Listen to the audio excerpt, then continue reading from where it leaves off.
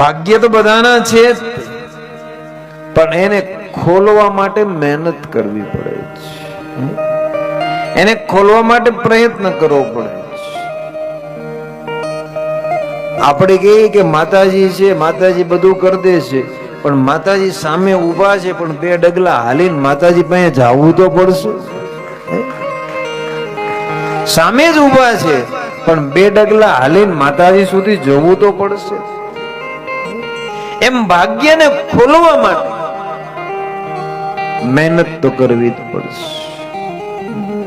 સિદ્ધિ એને વરે જે પરસેવે, સિદ્ધિ એને વરે જે પરસેવે।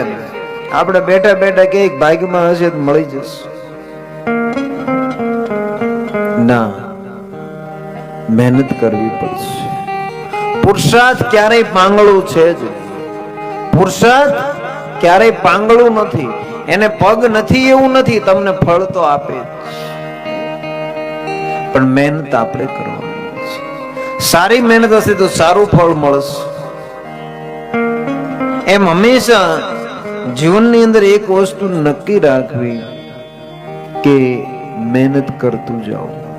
ભજન કરતા હોય તો ભજન વધારતું જાવું, તપ કરતા હોય તો તપ વધારતું જાવું, કથા વાંચતા હોય તો કથા વધારતી જાવી, પણ નિયમ છે એ નિયમને મૂકવું નહીં, ક્યાંક ને ક્યાંક રસ્તો મળશે।